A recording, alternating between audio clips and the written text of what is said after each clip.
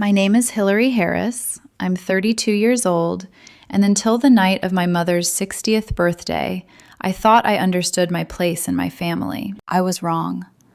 You're not serious, I whispered, gripping the edge of the table so hard my knuckles turned white. My mother didn't blink. She stood at the head of the long dining table in a gold dress, one I'd paid for 6 months earlier as an early birthday gift, raising her glass like she was announcing a promotion. Around her sat a dozen relatives, smiling, waiting for the punchline. "There's no joke," she said brightly. "Starting today, Hillary's $5,500 monthly salary and all future bonuses will go into the family fund." The room chuckled. Beside her, my older sister Julia nodded, calm, confident, almost smug. "This is a new chapter," my mother continued. "Families support each other. And Hillary has always been the steady one. The steady one. That's what they called me when they needed something." I glanced around the table, searching for someone, anyone, to meet my eyes. My cousin suddenly found her wine fascinating. An aunt adjusted her napkin.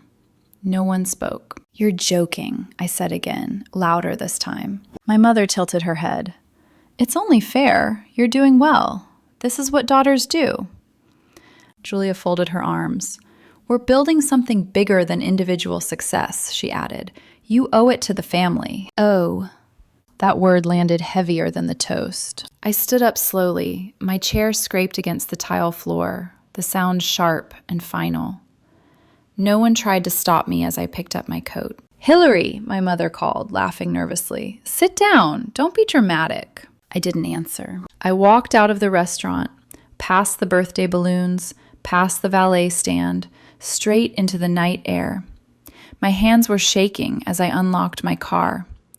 I didn't know where I was going, only that I couldn't stay. Hours later, I sat on the edge of my bed in my small Seattle studio apartment, lights off, still wearing my coat. My phone started ringing.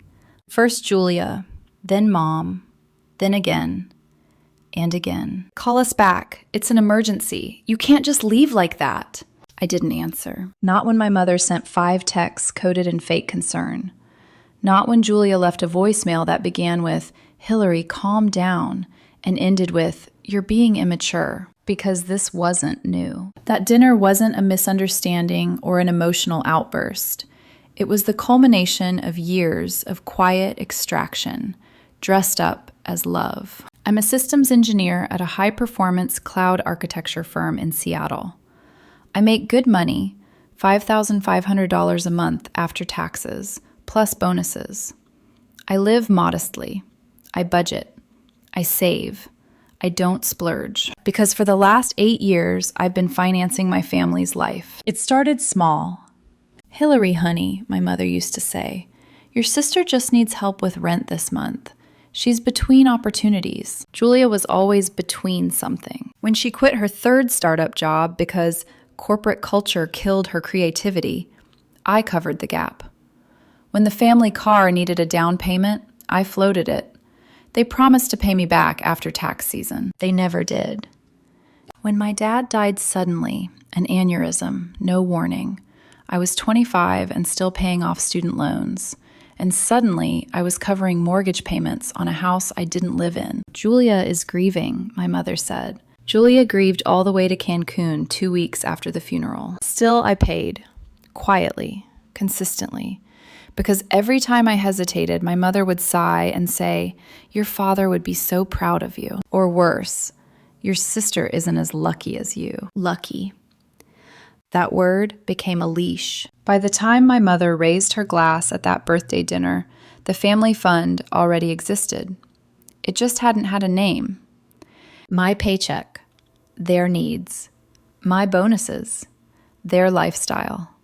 My boundaries, optional. The difference was this time, they said it out loud, publicly. They didn't just want my money anymore. They wanted my consent. That night, as my phone finally went silent, something strange settled over me. Not rage, clarity.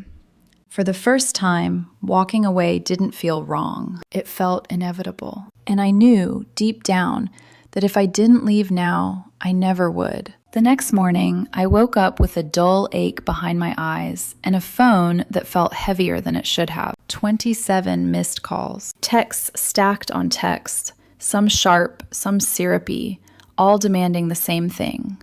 Come back. Explain yourself. Fix this. I didn't respond. Instead, I lay there staring at the ceiling, replaying moments I'd filed away for years under normal. Moments that, in the harsh morning light, looked nothing like love. I'd been the steady one since college. While my friends took trips and upgraded apartments, I worked 2 part-time jobs on top of classes. I told myself it was discipline, independence, pride, but the truth was simpler. I'd learned early that stability in my family didn't come from safety. It came from usefulness. The first time my mother asked for money, she said it like it was a favor to me. "Hillary, honey, your sister just needs a little help covering rent this month," she said, voice low, careful. "She's figuring things out. You remember how hard it is at that age." Julia was 2 years older than me, but she was always figuring things out. I sent the money without hesitation. A few $100s, no big deal. I even told her not to worry about paying it back. That was my first mistake. After that, it became easier for them to ask and harder for me to say no. When Julia quit her startup job, again, because the CEO didn't respect her vision, my mother called me before Julia even packed her desk. "She's devastated," Mom said. "You know how sensitive she is." Sensitive. Another word that meant untouchable. I covered 2 months of her rent, then 3. When the family car broke down, I paid the down payment on a replacement. When my mother's credit card maxed out, I transferred money without asking what it was for. Every time I hesitated, my mother reminded me who I was supposed to be. "You've always been the strong one," she'd say, like it was praise. "You don't need as much help." Strong meant silent. Then my dad died. One minute he was complaining about his back. The next he was gone. An aneurysm, sudden and final. I was 25, barely settled into my career, still juggling student loan payments, and suddenly the ground shifted. Julia collapsed into grief that looked a lot like disappearance. She stopped answering calls, stopped showing up, stopped contributing anything at all. "Hillary," my mother said 2 days after the funeral, "I don't know what we're going to do about the mortgage." I did. I paid it. Month after month, I sent money to a house I didn't live in, for a family that treated my support like a given. No discussion, no gratitude, just expectation. "Julia can't handle this right now," Mom insisted whenever I brought it up. But Julia could handle Cancun. 2 weeks after the funeral, she posted photos on social media. White sand, cocktails, smiling like grief was something she'd already finished with. I stared at those pictures longer than I should have. Something cracked then, quietly, but I still paid. Because every time I pulled back, my mother tightened her grip with words that were impossible to argue with. "Your father would be so proud of you. You know Julia isn't as lucky as you." Family sacrifices for each other. Sacrifice. Another word that only ever seemed to move in one direction, Julia's direction. By the time she started calling herself a serial entrepreneur, I'd already stopped questioning where the money went. Networking events, new laptops, flights to Napa for investors. Once, she sent me a payment request labeled Family Legacy Expansion. It was for $1,200. I declined it. 5 minutes later, my phone rang. "Hillary," my mother said sharply, "what's going on with you? Julia's trying to build something." "Build what?" I almost asked. Instead, I apologized. That was the moment I should have walked away, but I didn't. Because in our family, love wasn't measured in time or presence. It was measured in how much you were willing to give up without complaint. So when my mother raised her glass at her birthday dinner and announced the family fund like it was a celebration, it wasn't new. It was just finally honest. They weren't asking anymore. They were claiming. And when I left that restaurant, when I didn't play along, it wasn't just embarrassment they felt, it was fear, because the system only worked as long as I stayed quiet. My phone buzzed again that afternoon. A message from my cousin Jess. "Heard you left the party early. Everything okay? Jess had always been observant, quiet, the kind of person who noticed cracks before they became breaks. They tried to claim my income like it was inheritance, I typed back. She called immediately. Hillary, she said, voice low, you should know, after you left, things got weird. Apparently, Julia tried to smooth things over with a speech about family unity. My mother cried. An uncle made a comment about my generation being selfish. Then Julia said something that made the room go silent. She's already agreed to set up the transfers, Julia told them. We'll start this week. Agreed. I hadn't agreed to anything. They waited for me to come back. When I didn't, the calls turned frantic, then panicked. 3 days later, a letter arrived in my mailbox. Typed. Formal. Dear Hillary, we're worried about you. My mother wrote that I'd embarrassed her, that my behavior was hurtful, that if I wanted to remain part of the family, I needed to learn to share my success. She used phrases like emotional maturity and financial empathy. Then came the line that made my hands shake. We expect the first contribution by Friday. Julia will send the routing information. No apology. No acknowledgement. Just a deadline. I folded the letter carefully and dropped it into the trash. That night, I didn't sleep. Not because I was angry, but because something had shifted. For the first time, the guilt didn't work. I wasn't disappearing. I was deciding. And if they wanted a family fund, I was going to give them something they couldn't ignore. I didn't make my plan out of spite. I made it out of exhaustion. The morning after I threw my mother's letter away, I opened a new bank account, one they didn't know existed. I rerouted my paycheck, closed the old account without warning, no explanation, no announcement. Then I upgraded my apartment. Not because I needed more space, but because I wanted something that was fully mine. No borrowed furniture. No temporary stays from Julia's friends when her rent was late again. No emergency visits that somehow turned into weeks. I booked a table at my mother's favorite overpriced bistro and sent one message to the family group chat. Let's talk. Lunch tomorrow, 1 p.m. My treat. Julia replied within seconds. My mother followed with, so glad you're coming around, sweetheart. Bring the first deposit slip. They still thought they had me. I showed up early, wearing a tailored navy suit, not to impress them, but because I wanted to look myself in the eye when it was over. My mother was already seated, smiling too brightly. Julia arrived with a leather folder tucked under her arm like a briefcase. Hillary, Mom said, reaching for my hand, I knew you'd come to your senses. Julia slid a document across the table before I even sat down. We kept it modest, she said. You'll see. I glanced at the first page. $2,800 a month. More than half my take-home pay. I kept reading. 70% of bonuses over $10,000. 60% of freelance income. No end date. Modest. I leaned back. Just so I understand, what exactly does the family fund cover? Mom blinked.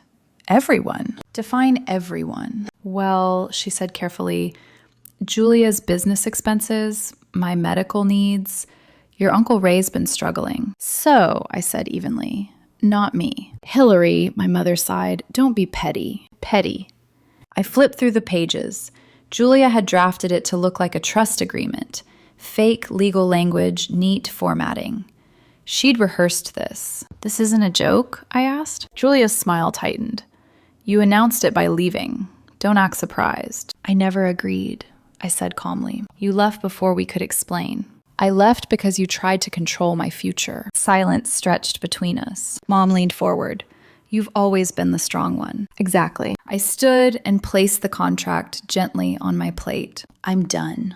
My mother froze. Excuse me? I'm done funding Julia's failures. Done paying for emergencies that never end. Done pretending love means sacrifice. Julia stood up too.